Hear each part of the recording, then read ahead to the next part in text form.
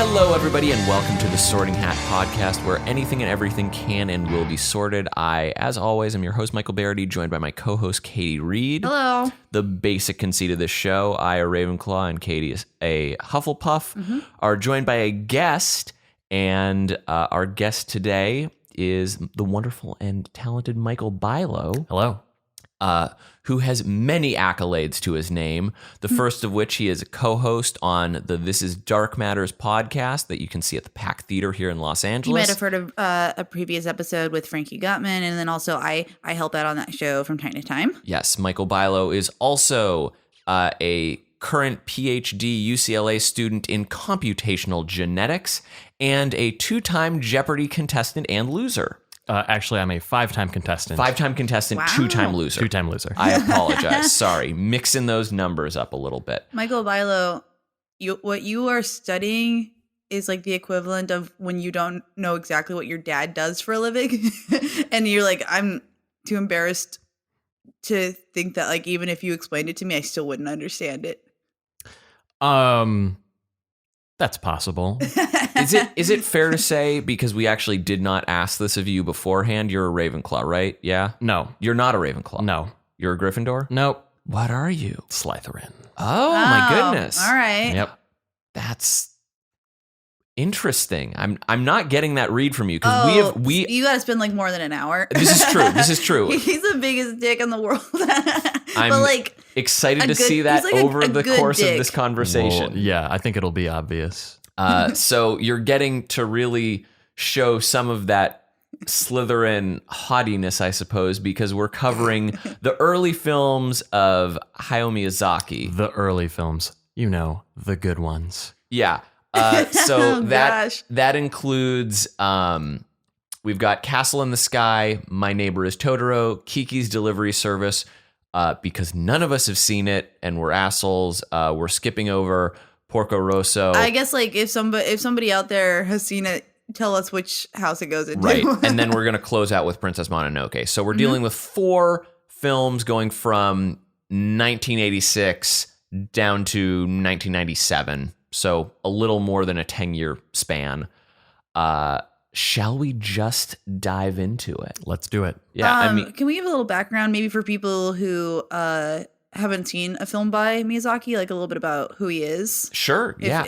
Sure. Hayao Miyazaki is probably the most famous director of Japanese animated films that's both alive today and that has ever lived. He's made a lot of very beloved films. They're often considered films for children, but you know, they're very easily enjoyed by adults. They have a lot of universal themes. A lot of universal themes, a lot of environmental themes, a lot of strong female protagonists. Yes. He was also a manga artist before he became an anime director. His studio Ghibli, it's spelled Ghibli, is the probably most well-known producer of like Japanese anime films out there. And so a lot of the time when people say Studio Ghibli films, they're actually referring to Miyazaki's films, even though there are a couple of other. Yeah, he's somewhat synonymous with the company. Yeah. Although, yeah, there are a handful of other directors. It feels like he's like a Japanese equivalent of Walt Disney, but it's important to like realize that Ghibli is not the Disney Animation Corp. Like it doesn't have that same sort of like like analogous connection. Nor does it have theme parks yet. No theme parks, as far as I know. I haven't looked into that. I mean, there are a handful of museums and things like that celebrating Ghibli, but no rides of. Although a Kiki's Delivery Service ride would be fantastic, super fun. He's got a lot of themes that run through all of his pieces, like you'd mentioned, but like wind and air travel is like a big one. So I can just imagine if Imagineers something I never really thought of, but it's doing a little true. bit of cursory research, I found out also a running theme in his films are pigs. Apparently, like there are a lot of like it's just one of his calling cards, and it's in a lot of his films just to have a pig in there somewhere. And like old women with giant heads, I feel are in multiple films. Maybe I'm only thinking of Spirited Away, which we're not talking about today, but it's probably Spirited Away is probably Miyazaki's most famous film in the West because it won the Palme d'Or at Cannes, I think, back in 2001 or 2002. And we're not talking about it, but doesn't even deserve to be rated on this podcast. All I got to say. Whoa. We got to have you back to do like your controversial Miyazaki opinions. We'll go in for part 2 where it's you just being like, all of these more recent ones are so passe. Like, sounds about right. So jumping into Castle in the Sky, which I actually watched last night. I'd never seen it before. It is so fun. As far as like a debut piece, like from Ghibli and Miyazaki, it's like pretty damn astonishing. The basic premise, and either of you can jump in to cut me off, is that it opens, there's an airship, pirates board this airship, the government has a girl in captivity, that girl grabs a necklace and falls off of the airship, but this necklace that she grabbed has a stone on it, the stone glows, and she like is lightly descended from the sky to a machinery township area where this young boy Pozu sees her descend. He then basically protects her for a little bit as they're trying to figure out, like, why are these pirates and government people trying to get the stone? And it's because the stone can lead them to a castle in the clouds called, and I'm blanking on the name. Laputa, yeah. And Laputa is this mythical ancient city of both like treasure and ancient technologies that supposedly was like light years ahead of the rest of the world. And there's robots that are involved, and also Pozu lost his father, and one of the like bits of mythology is that his father took a photo of Laputa. So he's like, I know it exists, but people shamed him and said that he was crazy, but I know like one day I'll find it. And so Shida, the girl, and Pozu basically are like, we have to get there to find it, but then pirates and the government are trying to catch them and get to Laputa for various nefarious reasons. But what's so fun is there's like a turn halfway through, and the government side turns out to be the bad side, like, which now by more conventional like Western standards is like, yeah, that's the turn that would come. Of course, that'd be what happened, yeah. But then Pozu and Shida wind up working with the pirates, and the pirates are so fun. Like, all of their characters are so goofy and wonderful. It's led by the matriarch, who's referred to by the crew as Mama, and then Papa like works just on like the engineering side of things. But she's like a great character, and she takes Shida under her wing and is so just like brash and crazy with like 2 wild pistols, and her character design is exceptional. I'm now just gushing about how great this film is. It's a great film. I'm going to cut you off to say sorry to our listeners for Michael being so highly offensive right now. And I will tell you why, Michael, and maybe you, Bilow. So an interesting thing I learned about this film was the floating city name actually is an allusion to Gulliver's Travels, which is really Laputa. But when they released this film in all Spanish-speaking cities, they actually countries, they had to change the name because Laputa is spelled like La Puta, which means the whore. So you've been saying a very offensive slur over and over again, Michael Bilow, and I do forgive you, but it's not very Ravenclaw of you. It's okay because in this situation, that la and puta are together. There's no space. But it was something that apparently they just didn't think to do because that word is meaningless in Japanese and in English. Miyazaki has gone on record of saying if he had known, he would have not named it that at all. So that's just really great to think. There's a famous ad from back in like the 70s or 60s where there was a car called the Chevy Nova, which in Spanish, Nova means doesn't go. So I've heard this story. So there was an ad in like Mexico for this car for Ford, which said Ford va, Chevy Nova.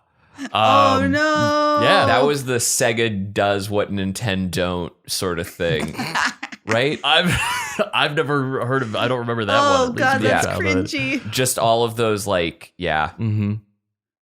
all those brands attacking other brands. Yeah, like half the time it just like blows back in their face so stupidly or doesn't age well, but Nova is so funny. Well, they've done a lot of them with the like Gulf airlines like Emirates Air and like Qatar Airlines recently have had like big social media campaigns relating to United throwing a passenger out off a plane, ripping him out, smashing his face. And also when there was the ban on laptops on flights on like Royal Jordanian and Emirates, they like just use that as fodder for their campaign. So shading our government, I guess. Yeah. But back to the film. At hand. La puta film. Based on, if possible, I'd like to actually avoid trying to spoil the ending of the film. Okay. Which that won't be a problem for me. I've not seen it. Well, I'm just going to guess the ending. They get married. You're welcome to guess that. But I think we can speak broadly based on themes throughout, and that can probably lead us in a direction as to where we're going to be sorting it. It is worth noting, however, about 3/4 of the way through the film, they do make it to La Puta. And at that point, like the larger thrust of the environmental theme that is very frequent in Miyazaki films, just like thrusts out of the it does. nowhere, really. It does. It really shows up. Because within the center of the city is like a massive tree right by the graves of all of the royalty that existed there and everything like that. Which is surprising that they're not completely inbred, but I guess it's probably not too hard to invite people to live on a castle that floats around and has like we cool never technology. Actually get a ton of what happened to lead to their demise. We just know when they arrive on La Puta, there's nothing there but these caretaker robots that the design of them is wonderfully Ghibli and great because they're just like lanky, kind of Gort esque robots. I'm sorry, Gort? Is it Gort? I don't know who. From The Day the Earth Stood Still. No reference level there. I don't remember that. That like you've seen the image. It's like that very stocky, metallic robot thingle. Is that the one that that Bender was from Futurama was kind of based on? I don't know. But like he's just got like a very large, like generic automaton sort of look. Yeah. But in the case of this, they've kind of like bulbous out his shoulders and like made his arms more lanky. Yep. But That's a fun. A Gort is it's sort of like a metallic Ken doll with no features. Yeah. Just looking at his triangular. So from what you guys described, it seems like an adventure film, but maybe less of a maybe partly hero's journey, but usually in hero's journey, the film ends when they do or do not make it to the destination. Well, the interesting thing about all Miyazaki films that I feel is like, you got to disregard Western storytelling tropes because they're not nearly as present, I would argue. And also he was probably like bending and playing with like even Eastern storytelling tropes, because I heard Miyazaki barely worked with screenplays at all when he was building his films. I heard like sometimes he would go in with like only half of the story done, and then he would just begin production, which is bonkers. I don't think that could ever happen in a Western animated film. No, Like- having worked a little bit in animation, there is a lot of boarding and pre-pro and making sure that every piece is very meticulously laid. Yeah. So all the cogs can move as seamlessly as possible. And even then, there is going to be many a slowdown. And I heard that accounts for the large disparity in quality in some of the films. Like of like sometimes that sort of dreamlike process of just a stream of consciousness works really well. Yeah. But then other times it does not translate, and you end up getting some of his films that are like less effective. Yeah. It's just so weird to be like, all right, let's do this for like 3 years. Okay, what's the story? We'll figure it out.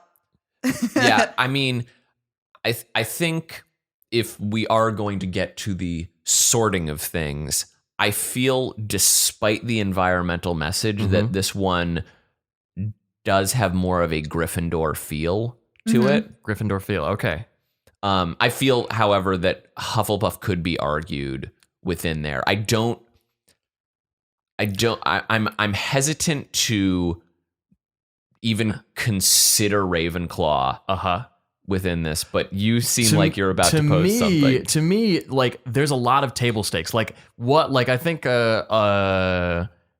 within are we sorting like one each, or do they like? Can we only do 1, 2? Oh no. We can assign multiple. I see. We're to a not house. limited to like No. we're talking about 4 movies and one's going in each house. No. Okay. These could all end up being Slytherins. Okay, all right. Well, then yes, I'll give you that. I think of the movies that we're going to talk about today, this one is probably the most the most technological and like the most about like research and ancient rediscovery. Which to me says it's the most Ravenclaw of the films. That's interesting. But I wouldn't say that is the dominant mode of any of the films. There's always a very interesting balance, I feel, with Miyazaki in particular, where there's like some degree of technology, or actually even going so far to say Japanese culture in general has a wonderful like, hey, we're a very technologically savvy and like intertwined with our culture, like technology. I had the fortune of going to Tokyo, and you are wandering through, busy, bustling, like electronically lit streets that are psychedelic beyond all imagination. And you take like 2 blocks down, and there's a Shinto shrine that is like perfectly preserved, and it's a forest. Like you forget that there is a city right there, and Miyazaki does this wonderful balancing act of like, you've got airships, which I guess I almost exclusively associate with like Final Fantasy sort of things, which is another Japanese RPG influence sort of tropey thing that they have, but they also balance the like fantastical ancient side with this like technological thing. It's really interesting. Like usually in American or Western sci-fi, you'll get less of like airship stuff that I'm familiar with. It's usually like spacecraft or like stuff on the ground. But in Japanese adventure and science fiction, you get a lot more of that, like that middle step of like, taking into the skies like an entire city. They're very comfortable with fusing things, and they manage to do it so it all feels cohesive. Right. Whereas in the case of Western cinema and storytelling, I often feel that it's like we need to go to one extreme or the other, and Japan has managed to find this like very comfortable middle ground because you've got planes and airships approaching a flying city that has robots on it. Yeah. Like when I'm saying it, it sounds crazy, but they managed to like balance that all out really well. Yeah, it's really interesting to be like, oh yeah, these are robots, and I don't know necessarily if that's the case here, but they're thousands of years old, and you're like, wait, what is even time? And that, and so you can really see where like American filmmakers like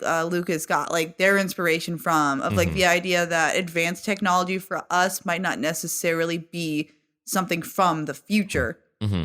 And I just think that's so beautiful and wonderful. I also think to argue more in favor of Gryffindor is Pozu as a character is sort of chasing the idea of like upholding what his dad was saying existed. So there's that like drive to do that, which is he's being honorable for starters, of like, I have to uphold my father's name. But then he's also coming to the rescue of Sheeta. Mm-hmm. And then he's also befriending and like protecting the pirates. Cause like, so there's just like a lot of things that he's doing, while concurrent to that, Sheeta is coming around with all of like what her past represents and trying to own that. So like the two kid characters are like really, I mean, they're staying the course for good. And that's also like one of those weird things, because like oftentimes in Western cinema, you've got like your Save the Cat and like, what's the character's arc? And it's like, well, I'd go so far to say in a lot of these cases, like these characters are like, they started good, they end good. They kind of knew that the environment was important from the start. Like they grow up a little bit. They grow up a little bit, but it's more, it's less of like, I guess they have like a coming of age tale. Mm-hmm. They learn something, you know. They find something out. Right. But it's not like this huge, like, they were a dick before and now they like include everyone. Like they're a family man. Like it's not that. It's a lot more nuanced in that regard. I agree. Do we feel comfortable in sorting this as Gryffindor and shifting on, or is there more to unbox in Castle in the Sky? No, I feel pretty confident that this is a Gryffindor through and through. Through and through. Gryffindor. All right, then let us dive into My Neighbor Totoro, which I have not seen since, I want to say, like late high school. What are your memories of Totoro? Cat bus. Totoro in the rain. Mm-hmm. Big umbrella. Little eyeballed critters. Okay. And truthfully, that's just about where it ends. I know he makes a bunch of like very kind of scary sounds throughout the movie. Totoro, yeah. Well, they're sort of animal sounds that I guess might scare a kid. But he's got like a wide mouth. He's a huge mouth. Yeah, he makes a lot of weird noises. Lead us through, Bilo, and I'm sure I will like click back in. So my real memory of Totoro is of disappointment. Disappointment. Really? Of disappointment, yes. Like disappointment in you were hyped on it. Disappointment in one and only one regard, which is that this is it's called My Neighbor Totoro, or it is. Totoro is probably the most enduring like single character created by Miyazaki. You see Totoro pillows, you know, all over the place. Yeah, no, it's like completely saturated into at least like the Japanese pop culture that we get over here. Mm-hmm. Yep, I have a big like huge oversized gray shirt with the big Totoro smile on it.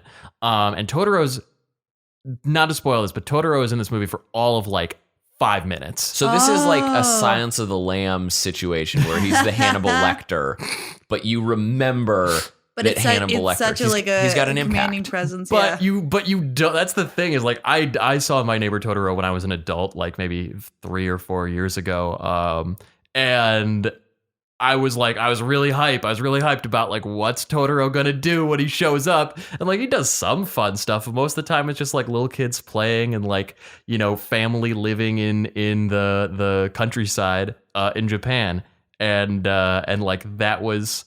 And I wonder how much he's going to be mentioned in the synopsis here. Okay, so there's a professor named Tatsuo Kusakabe, and he has 2 daughters named Satsuki and Mei.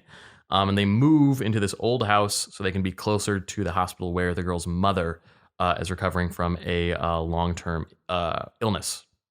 So first thing that's a little weird about the house is they have these animated dust creatures that have like these. They're these they're like dust bunnies come to life. That they have eyes. They have eyes. Yeah. This is this thing that I remember. They have eyes. These dust bunnies with eyes. Oh yeah, I remember these. Mm-hmm. I feel like I must have seen this film as a child, and I only have like the vaguest memories, and then like probably false memories implanted by the internet. Yeah, I mean the gifs that exist around a lot of Miyazaki films. Yeah. Are rampant on the internet. Now, is it ever like? And these dust and soot creatures are like in the movie for more than Totoro is. Just to think about how little Totoro there is in this movie, because they show up later again, but there's like way more dust and soot, like little cute fluffs, than there is giant big smile Totoro. Gotcha. So, okay, what happens after they move in with the dust bunnies? Okay, so then they're sort of like uncomfortable with the house because they move from the big city to like the countryside. Gotcha. And then when they get comfortable with it, the dust bunnies they float away. Okay, so one day May sees these one of the sisters. She sees two big rabbit-like ears, and she follows them under the house. That's creepy on its face. And then there's even more spirits down there. And so she follows them, and there's like this path through the kind of like woods around their house. It says it's a camphor tree. I didn't know that. So she meets this larger version of the same spirit. And it calls itself Totoro, sort of. It's basically making noise, but she thinks it calls itself Totoro. Yeah. So she falls asleep on this giant, potentially wild, but seemingly quite friendly animal spirit. And then Satsuki finds her. But when she finds her, she's sort of in the ground, or she's on the ground, and like this Totoro is nowhere to be found.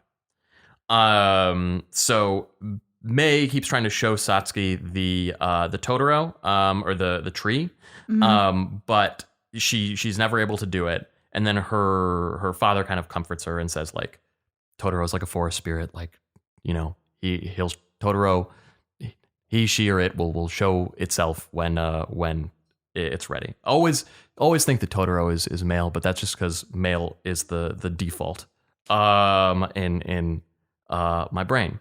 But Totoro could easily be female. Never. Maybe it also comes from just the suffix of O, which is customarily in like gender association of like it's usually O opposed to an A. I mean, I suppose. I think ro, like in like ko and mi and b are common like ending syllables or phonemes or whatever for Japanese women's names. So kind of, I guess everything else gets thrown to men, but so it's unclear. it's like Totoro never expresses much of a gender. Gotcha. I don't think. I mean, Totoro has a somewhat deep voice, but I think if you heard a lady lion and a boy lion roaring, I don't know if you'd be able to tell a difference.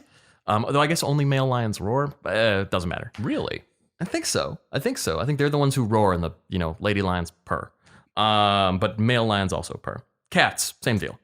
Okay. So one day it's rainy. Back to the movie. It's rainy. They're waiting for their father's bus, and they're worried when he doesn't. So he goes into town to teach because he's a professor, and he takes the bus to and from their place in the kind of boonies. Are these girls not in school? What's happening? They're like, it's like summer, maybe. Oh, gotcha. Maybe. They're plus for the sake of this fantasy tale, we're not going to deal with all the intricacies of moving. In none of these films, I believe, do children ever go to school. So yeah, or like even have anyone like super worried about keeping an eye on them. Like Pozu is in Castle in the Sky, like working in a machinery, like with like boilers, right? And he's definitely 13 at most. And that like harkens to like I don't know. The Japanese seem, I mean, everybody is like really obsessed with like the Industrial Revolution and the idea of like every like person who's able to like working like that. Yeah, I think that is a very Japanese thing, is to like really devote yourself to your work. Yeah. Devoting yourself to your work, contributing to society. Yeah. The betterment of and helping so what your the fellow hell are man. these kids doing? It's good. Just waiting around for forest spirits to show up. Get yourself a factory, kid. Well, they're being like devoted to their family, so they're also doing some some amount of work. Sure. And like that's weird though to me. Like the dad's like, all right, I gotta go teach. It's wait around for Totoro, I guess. See you guys. So much to the kids' delight, the Mei is the smaller one. She falls asleep, and Satsuki puts her on her back, and then Totoro shows up. Bam, This is the first time she sees him. This is the first time that Satsuki sees Totoro. Yeah, okay. And then Totoro shows up. They're waiting for their father's bus, and this is where I suspected the film was going to take a dark turn. When the cat bus shows up. Oh, cat bus is craziness. Yeah. So Satsuki gives there's a very fun and kind of important scene where Satsuki gives him an umbrella, and then it's this comically huge umbrella because Totoro is like, I don't know, 9 feet tall and like 5 or 6 feet wide, like Andre the Giant. Sized creature.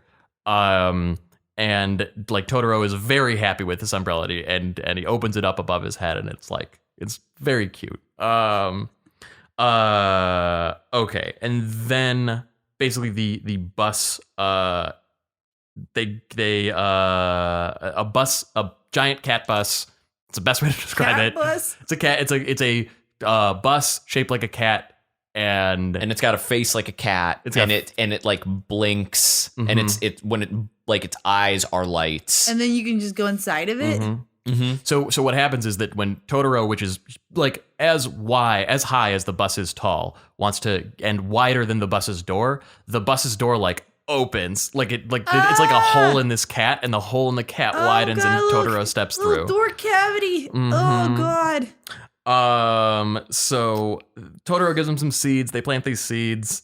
And then they see Totoro and his like little buddies, having a dance around the seeds that he gave the girls. And then the girls, they come in, they join the dance, and the seeds sprout. And they grow into a huge tree. Huge. A lot of trees. I don't think we'll survive one of these movies without a big tree. Maybe Kiki's delivery service doesn't have a tree. Doesn't have a big tree. Anyway, This one has a big tree. It's got trees, but not a big tree. Yeah, this one has a big tree. And then this is like, remember, at this point we've seen Totoro in the film for like minute and a half, probably 90 seconds up to this point. I feel like you're being disingenuous with your time estimates. Here's the other 3.5 minutes of Totoro, and it's like the best. This is what the entire movie should have been, is Totoro takes the girls, cat bus shows up, they get on, and they just have this like magical romp. It's amazing. And then they have this real like romp through the wide world. They see everything, and then they come back, and like the girls are sleeping. So maybe it was a dream. Right. Maybe it wasn't a dream. It wasn't a dream. Okay, it was real. Clearly. Okay, and then it takes the other sort of sad turn, which is that they were going to go visit their mother, but their mother had a setback in their treatment. And so the littler girl disappears, and the little girl disappears. The older sister Satsuki goes and finds her, and then she summons Totoro. Totoro gets the cat bus, and the cat bus takes the older sister to find the younger sister, and then the cat bus takes them to the hospital to see their mom. And like obviously this is like the big moment of worry, so we'll cut it off right there. Oh, okay. Yeah. Just in you telling it back, and like strangely so much of this didn't like click back into place for me. Usually when I'm hearing things back, I'm like, oh yeah, I remember that, but it really has been a while. But it seems to me, and you can discuss more on the thematics, but I feel like a lot of this is Totoro in many ways for the girls is acting as like a coping mechanism and offering support and a bit of solace from like the obvious weight of their mother being gravely ill. Mother's very sick. They've moved to a new house. They moved from the city to the country. So a lot of changes. A lot of change, a lot of upset in their life. Yeah, and like a lot of it, you see glimpses of this obviously in other works by Miyazaki, but this one like definitely gives that most like how kid logic and kid experience like refracts and like is not quite the reality. It's just what they're perceiving, and they fill in the blanks with like all kinds, like it's just like whatever makes the most sense to them, but doesn't necessarily follow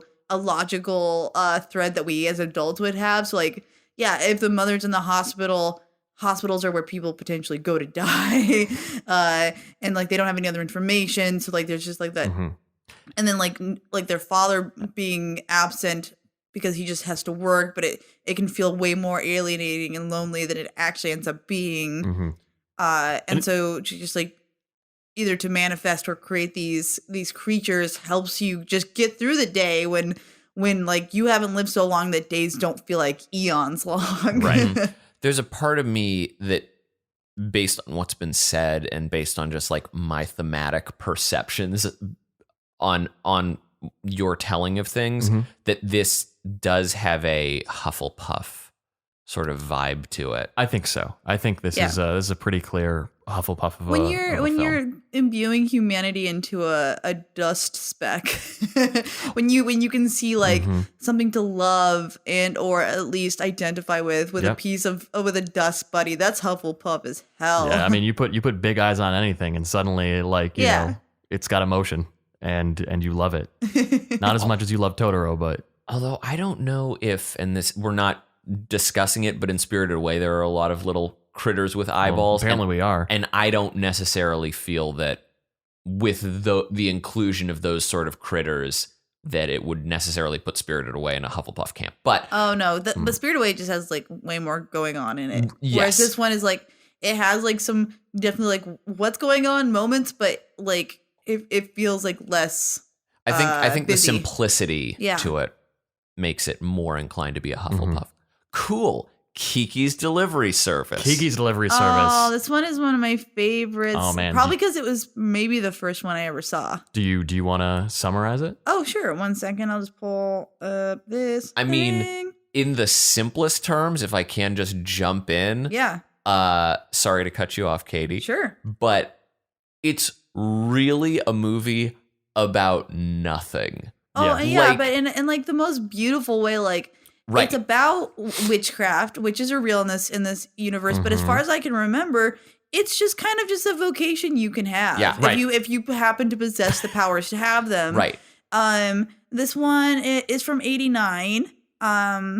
And basically the plot is it's a 13-year-old girl. Again, not going into like school or anything. Yeah. She's a witch. She's a witch, got a job. And at 13, she leaves her home city and flies to like a bigger one. It's like I remember being like a coastal or like port city. It's got like a San Francisco Parisian vibe to it. And so according to the plot synopsis, so she arrives in the city ready to like find a new job. She's got her familiar spirit, a cat named Gigi, who I believe was played by Phil Hartman in the American dubbed version. It was the last film credit Phil Hartman ever had, by the way. Really? Yeah, that's the last thing he ever did acting on.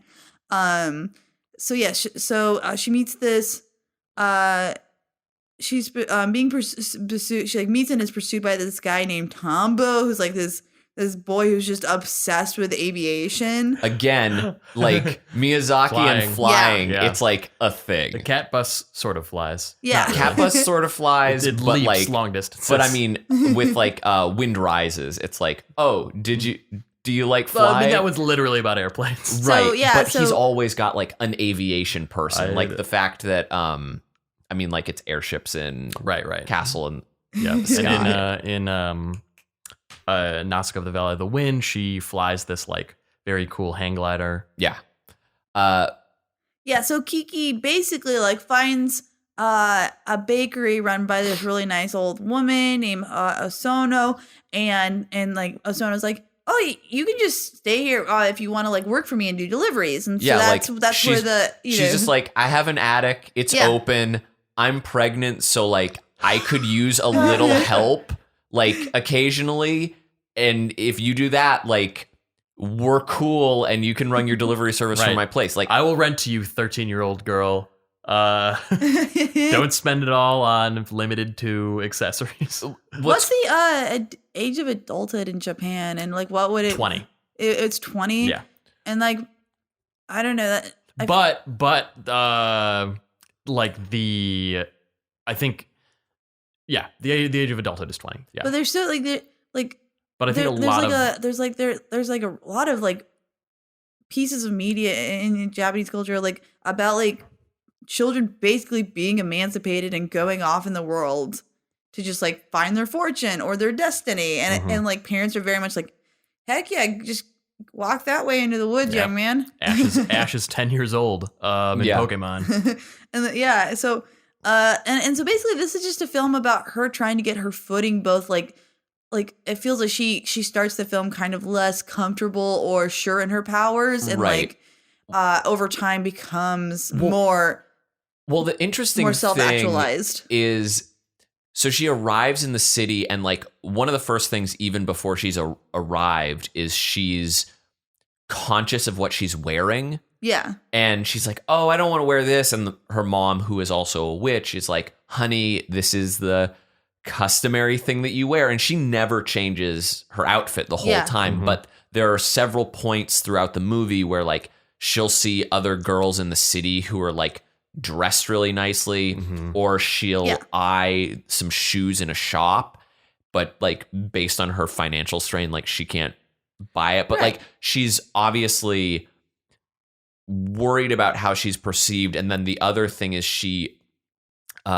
befriends a lot of people throughout the whole movie, and it's just like, again, this is one of those like, she is inherently good, and just like throughout the whole movie she is good, like that doesn't change, but she wavers in like her like belief in herself, her confidence, because she goes from like bungling like very simple deliveries to at the end like saving the life of a person. I won't like give the whole ending, but like she goes from that completely like, oh shucks, I don't know, to like being able to be like, no, this when the pressure's on, I can handle things. Although throughout that point, like the rescue, that's when her confidence is at her lowest, and like the whole rescue is like a real struggle, as she doesn't have her broom, she has to steal somebody else's, and it's like, I mean, it reminds me of every first day of every job I've ever had. Like no matter, even if I was like born to do it, built to do it, there's something about going into a new place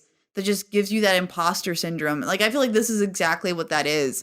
This is Kiki's imposter syndrome. It's interesting because she starts being so eager, and then she has a brief encounter with another witch. Can I give you guys a metaphor that like will make everyone groan and better feel not like better not be a simile. Kiki is an improv student where when you go in, you've taken like maybe one other workshop or class, and so you're like, I understand all of this, I am the best at this, and then by the time you get to advanced study, every move that you make in improv, you're like, is this the right one? But when you do hit, you hit so much harder than you ever would when you started. I guess I can see that tracking. Yeah. I mean, it's interesting because throughout, like, she has points where she's questioning a lot, mostly about herself and her own abilities. And then there's this artist that she befriends, who comes back into the city after she loses her powers for no real. Kiki loses her powers. Kiki loses her powers to fly, and subsequently can't speak to her cat, which when you watch the film, you're actually, until she doesn't understand the cat, you aren't sure as a viewer as to whether or not other people can hear the cat. Like it's a strangely unclear factor, because while I was watching initially, I was like, so is everybody can hear the cat? Or because like they were never acknowledging it, but it might have been in the same vein of, well, there are witches. Yeah, that's so great. like there can also be talking cats, and that's the normalcy. Now, Michael, are you watching dubs of these? In the case of this particular one, I did see a dubbed version. Shameful. But in the case of, she referenced Phil Hartman, and that didn't get a shameful. She could know that without. Katie could know that without. But in the case of Totoro, Castle in the Sky, and Princess Mononoke, I've seen them subtitled. Yep. But is there a very clear distinction in the subtitled version? I mean, the thing is that one of the things that Ghibli does really well is they get like amazing American voice actors. So like for their dubs. Dub versions, yeah. So the dub versions are generally like pretty good. They're gonna be better than most other dubbed anime, Right. where like they No, and barely try to even get the story right. I felt it was pretty well done, but you were saying it is well done. Like no question about that. Like Ponyo has like Tina Fey in an amazing role as the mom in that movie. Yeah. She's so good. But it's still like the dub wait, versions you watched the dub version? upon you. Yeah, and the sub. Oh, Duh. okay. Doesn't mean listen. But I'll agree with you. Like you're gonna have gaps and things that they're just like, well, we have to try to make this understandable to like anybody like American who goes to see this, or like in other English speaking countries. So I can understand like they would just cut complete things out, jokes. But how does this references. solve this cat issue? So I guess if you, I mean, I don't remember like how the subtitled version of it was. I'm just saying, like, I don't know. It seemed like you would watch the dub, and I wanted to mention It might be more like, clear if you'd seen the Japanese version. Maybe. I mean, it hardly matters. Really, Gigi serves mostly for expositional sort of stuff, and is used as he's used as a plot point once, but otherwise, or twice. Sorry, as he has to be a replacement for a toy, and then also as the like, oh, I'm losing my powers. Like that's right. But primarily, he's just like, do we have enough money for this? Are you feeling okay? Definitely like a Benvolio from Romeo and Juliet sort of character, where like I'm serving to keep the exposition going, but like I'm a very charismatic character, so you don't feel like it's quite as clumsy when I do it. Like in the dub, he's got like a snark to him that's pretty fun. Yeah. But so I didn't even get to the. I kept talking about the artist and then never actually discussing it. So the artist comes back after Kiki is upset about losing her powers, and they have like a slumber party basically in her cabin, the artist's cabin, where they talk about like, oh, sometimes as an artist, I lose my confidence in myself, or like I'm trying to paint and nothing's coming to me. Yeah. That doesn't necessarily mean I'm not an artist anymore or should give up on that. Yeah. I just like need to find inspiration elsewhere. And like, I saw your face and like you inspired me to do this. And like, so now you're here and I'm able to do this again. And so like, you just need a catalyst or a thing to like get you that. And basically, I mean, for Kiki, while it's not ever explicitly said, is like, she likes to help people. So like, as long as she's not overthinking what other people are thinking about her. Which for a 13-year-old is going to be virtually impossible. Right. Yeah. But when she's being selfless, that's when she's most capable. Right. Because she shows up to that elderly woman's place and they're like, oh, I'm just going to pay you and not, you don't need to deliver that. And she's like, no, we can do this. Like, I'll make the fire and like, we'll bake this thing and then I'll carry it out. And while we're waiting, I'll scrub your floors. Like, she's great.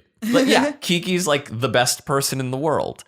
But she still has those little struggles that, I mean, anybody who's finding themselves encounters. It like, while Castle in the Sky has like finding of age components to it, this is like the coming of age. Yeah, no, I feel like all of the films I've seen, it's the clearest, like, I'm walking through a new, like, gateway to adulthood and I have expectations of me that I am so not sure that I can meet yet. And and I feel like those are the sort of stories that will appeal to so many people, because I feel like even when you do like reach adulthood, you never stop having those nagging feelings. Oh yeah, and like and that's why like for kids, like subtextually, while they might not get it and they'll just be delighted by like, oh, Kiki's going on a wild adventure and like she has to run away from crows, like that is still like sinking in for them as like, oh, it's okay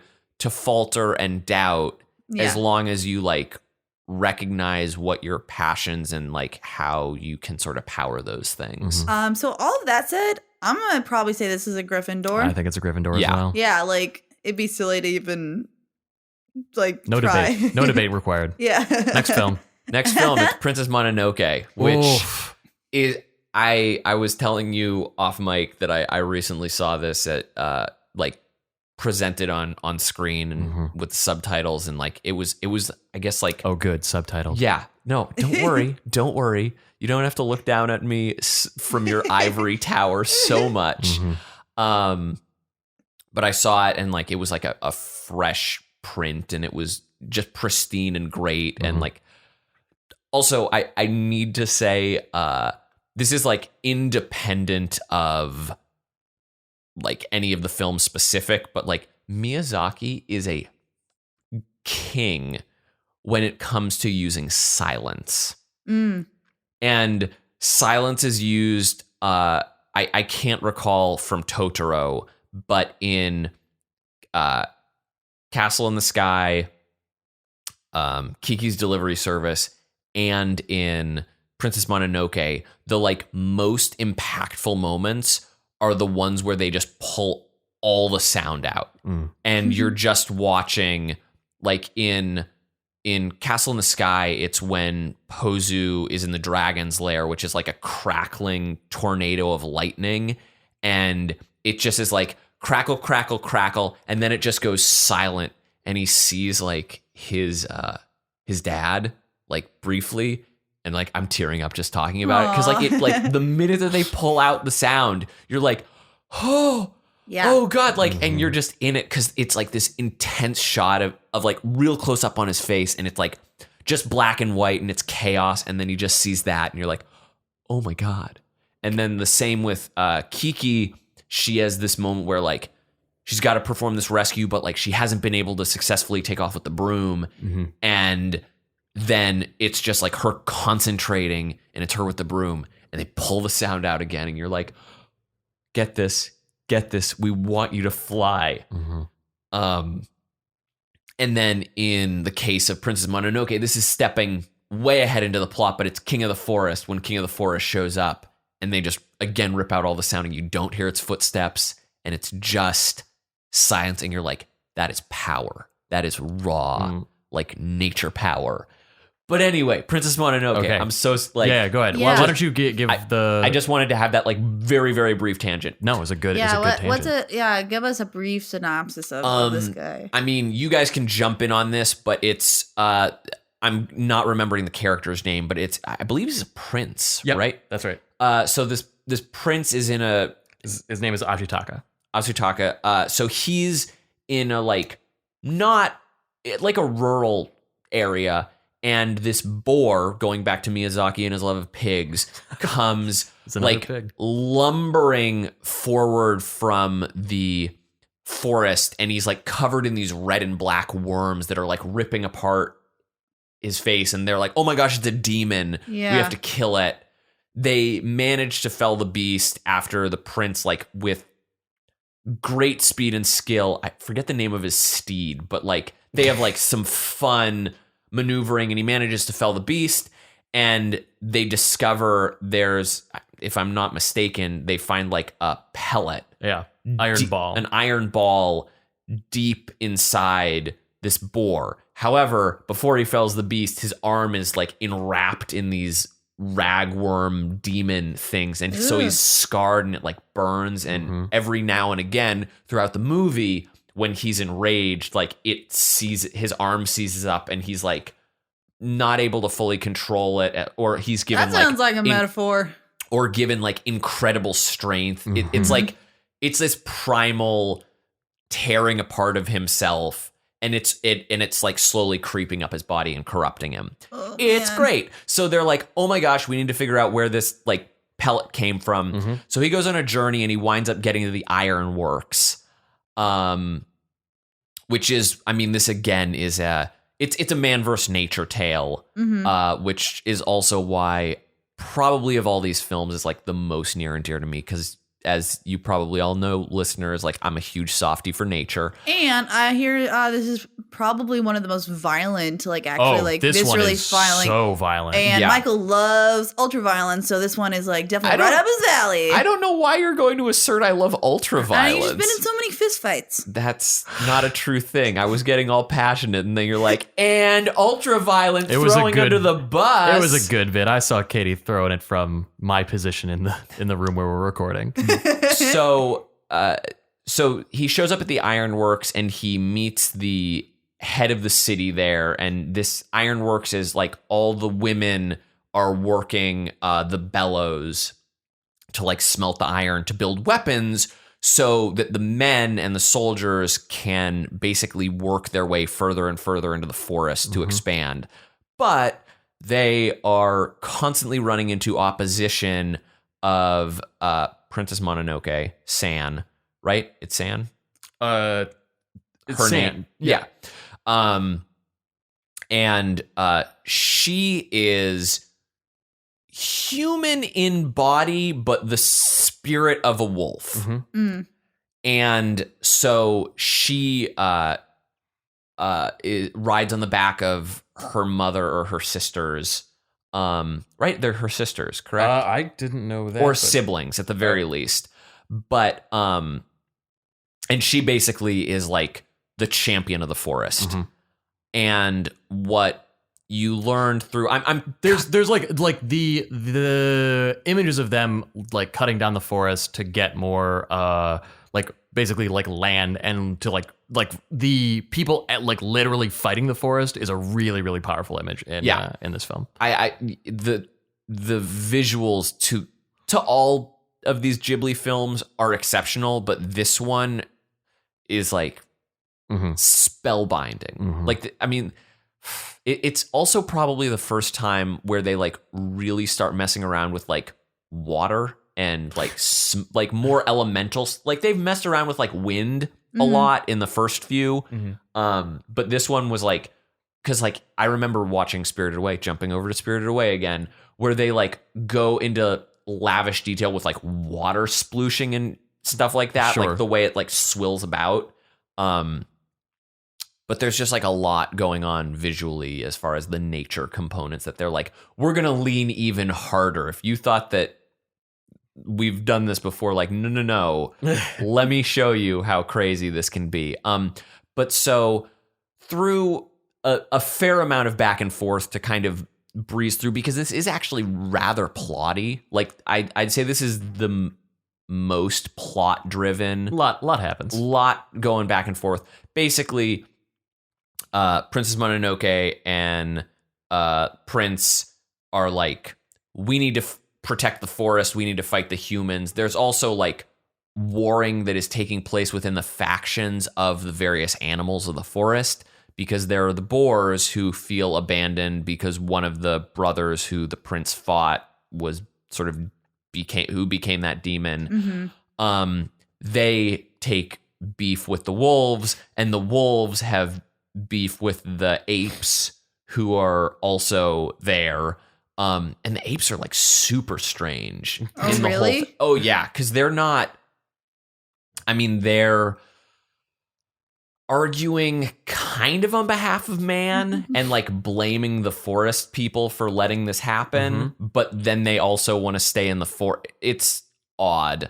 There's a lot of just like, there's a lot of both animal politics, but also gender politics that are going on here, because the whole argument throughout it is like, the women need to stay over here and the men need to do this, but the women, like, time and time again are being like, I mean, truthfully, Miyazaki does this frequently where it's like mama in castle in the sky is like she's the strongest character, and like all the guys with her are buffoons. And and with what is the name of the captain of the Ironworks? I am not sure. But like she's the clearly the best fighter, and also like has kind of a buffoonish like captain of the guard with her, right, who's like easily angered and constantly like challenging people.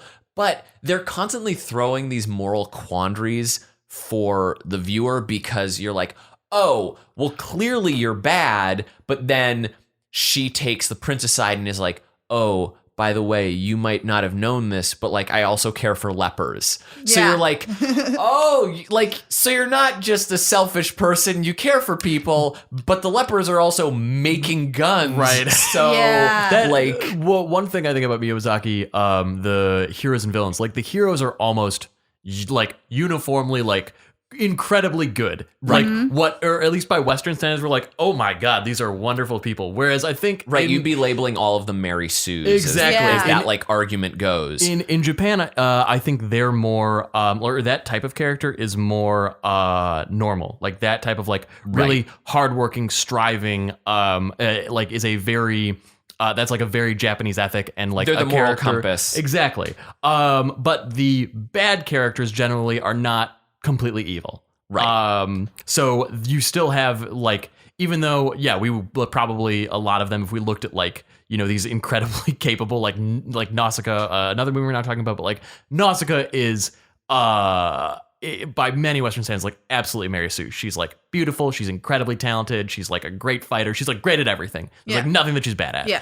And yet you still, you know, you're still rooting for her because she's up against these enormous, like environmental or societal, or like they face an enormous challenge. Well, what they managed to do that allows the viewer to be like, I don't know how this is gonna go, is because they throw all these layers onto like why they're doing what they're doing. So you see both sides, and you're like, oh well, I understand and empathize with both parties, but like one clearly has to be wrong, right? And do you think this is maybe because of the way that the things that we value in American culture are definitely more like personal achievement and like beating out everyone else. So our villains tend to have that singular, very simplistic, like, I'm gonna get mine. Whereas like maybe if you're not brought up in a culture where that's like what you should be doing, good or bad,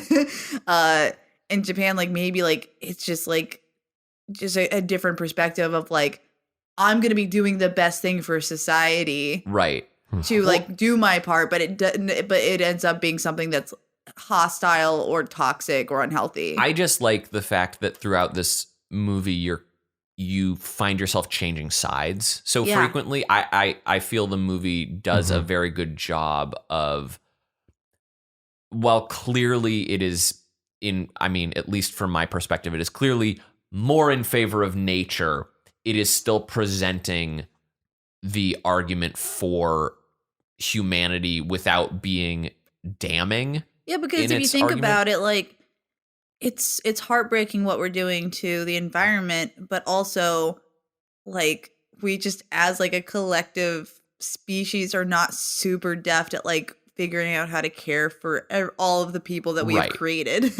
Right. And like we have to create waste, and we have to figure out like, well, what is the proper amount of waste that can be considered ethical?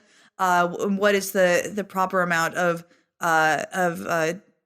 damage or destruction that can be considered ethical? And I think that's like a really, really big struggle that we don't necessarily tackle enough in in Western media. when it is tackled, it oftentimes is tackled in a very heavy-handed it's fashion, preachy, which or like confusing. Like I think of like Fern Gully is one of the only films that I can think of that talks about like the relationship between man and the environment and what man's doing to the environment. Right, and even that is like pretty on the nose throughout the whole time. Whereas Mononoke is like, well, clearly in favor of nature, they're at least providing and presenting both sides of the coin, and also keeping a lot of nature's like angle while showing like, oh, nature's at war with itself, and keeping these elements of mystery. Like the king of the forest is like, what is that? Like,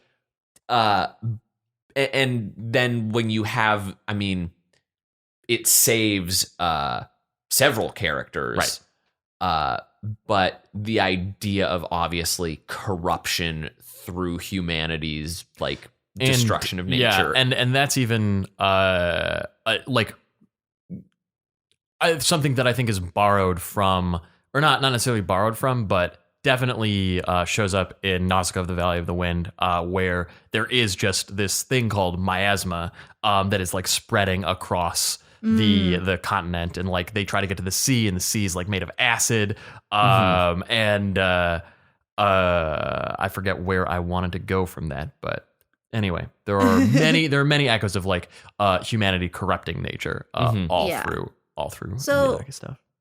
So this is definitely the most complicated, I feel like, of the plots. It's definitely the one that deals with like a lot like heavier repercussions of people's actions, and so you two seem way more familiar with it. Where do you think this one lands in the Sorting Hat? I'm going every which way but Ravenclaw. Yeah. Okay, definitely agree. It's not a Ravenclaw movie. To me, it's either. It's probably a bit harsh to be Hufflepuff too. To be honest. Yeah, so it would but it's like a very thin line. It has the nature messaging, and it has like the sort of can't we all get along angle that a Hufflepuff would frequently take, and that's like, I mean, that's what our hero is fighting for the whole time, is like, let's try to find a balance, but like ultimately a handful of things have to give.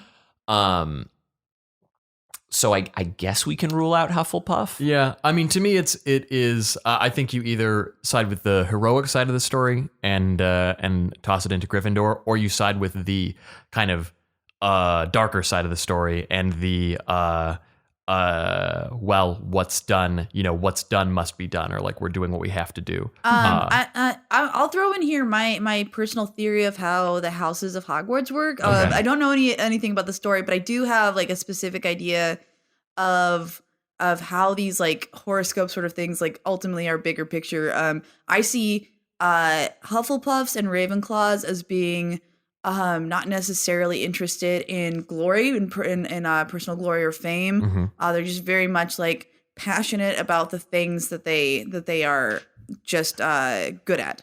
Whereas like Slytherins and Gryffindors to me are very much like definitely reaching for glory, definitely want like to be beloved, but it all comes down to whether they are self-serving, which I believe Slytherins tend to be self-serving, whereas Gryffindors will be more likely to martyr themselves, and even if part of it is selfish, it's usually like going towards a greater good.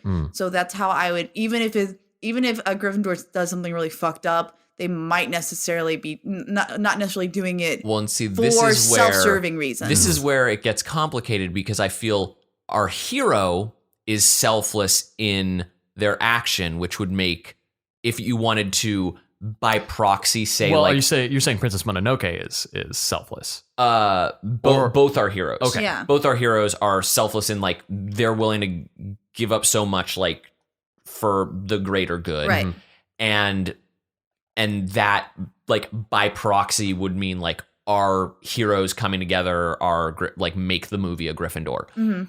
But by that same token, if you're looking at the thematic implications, right, and like what that is driving to do, it's more of a Slytherin, because it's looking to say like, hey, here this is, like, you need to be aware of this and rectify, and like, I've got one purpose and it's this one thing. And since the purpose of our podcast is not necessarily to sort the individual characters, exactly, then I think that we'd have to go the direction of the overarching thematic elements and plot. So would we ultimately put this in Slytherin? It's very interesting because it does. I mean, it's so like initially going into this, I actually, before we even started, I thought that Princess Mononoke was going to be a Hufflepuff based on like its nature themes and trying to like balance things out. And I feel like an argument is definitely valid within that camp. But the balancing act and the amount of just acrobatics that this movie needed to do and successly does is something, I mean, to eye this needle or to thread the eye of the needle. Thread the needle. Thread the needle. Through the eye. Yeah, through the eye. You're threading the eye of the needle. Is something that requires great skill, technical, cunning. It needs to be well executed. So like strangely, I find declaring this a Slytherin like completely valid. Yeah. But like not at all what going into this I would have perceived it to be. Well, just like all Slytherins are not bad people. No. Not all Slytherin films are going to be about evil either. No. Yep. Fair enough. So we did it. We sorted Miyazaki's like obviously. Oh, and like for more context, Princess Mononoke was intended to be his last film. Oh, he's said that many a time. But because this was the first one that like totally like got hit out of the park. This was up in 97. Up until then, E.T. like in 82 or whatever it was that got released there was the highest grossing film ever made in Japan. This one beat it, and then unfortunately got immediately beaten by Titanic the same year. But it was like such a shift, not just for Miyazaki and Ghibli themselves. Was that a Ghibli film? What was it? Princess Mononoke. Yeah, it was Ghibli. Yeah. It was a very big shift culturally for Japan too, and it was directly because this film's success that he then went on to make Spirited Away, which is like those two films are considered like at least by viewers out here to be like his two greatest films. Not right? Michael Bilow. Not but, me. Not Spirited for Bilow. Away. Spirited Away is like but most whatever. people consider that to be. But Right. yeah, I watched Spirited Away and Princess Mononoke on the same day my senior year of college, and I watched Spirited Away first because it was like I had heard more about it, and I was like, that's okay. And then I watched Princess Mononoke, and I was floored. Yeah. So Yeah, these are masterpieces. If you haven't like yet like dipped into it, like because you're like, oh, cartoons are for children. I definitely say this would be a primer of like. It's a great exposure, not just to some exceptional anime, but also a lot of the ideology that informs a lot of Japanese culture. And it's just great storytelling in general. Oh, yeah. And just the kind that you're not going to get and here. the characters are so fun. Like we didn't even discuss like the characters, the comedy that they pepper they're throughout. Really funny. Is so wonderful. Both like it's more, I would say, physical, perhaps in part by translation, just like being what it is. But the physicality of all the characters is so wonderful. The character designs, the creature designs, it's just like it's so great. So really go if you haven't seen one before. Yeah, and we've not spoiled the plots to any of them. We've like hinted at where things are headed, but like you should still have more than enough surprises in watching all of this. So you won't be surprised by how little Totoro there is in My Neighbor Totoro. There's like so little Totoro. Yeah, you have been warned, and with that, I would like to thank you, Michael Bilow, for joining us. Thank you. Yeah, where can we find you on social media if anyone wants to reach out to you? I mean, I have a Twitter, but mostly I just use it to retweet my best friend Eileen O'Connell at @I_lean. I would co-sign that recommendation. Yeah. You but the also Dark Matters podcast has their own Twitter handle. Go check out the Dark Matters show. We're on iTunes. Yeah. It's called This is Dark Matters. This is Dark Matters, or come check us out live. We've got a show the fourth Thursday of the month at the Pack Theater at 11 p.m. They're doing their next one on Hollywood Secrets. Yeah. And honestly, the backlog is so fun. It's maybe the best thing to come out of the Pack Theater here. Me and Bilow are both company members of the Pack Theater. Yep. All of the shows are pay what you can. So if you want to come see Dark Matters, This is Dark Matters live, know that just come and check us out if you're in the LA area. We'd love to have you, or you can call in. If you go to the Dark Matters website, we have the telephone number that you can call in and that for phone any of the number shows. is 818-650-DARK. And you can follow Katie Reed at that Katie Reed. Hit me up. And you can follow me at Belated Media. on Twitter, and you can certainly, and we'd really appreciate it if you provide a review for us on iTunes or Google Play, because we're up on there and happy to receive reviews. And you can tweet at us what theme suggestions or people that you'd love on as guests, and we can reach out and try and make that happen. And with that, thank you so much for listening to this episode of The Sorting Hat. Thank you.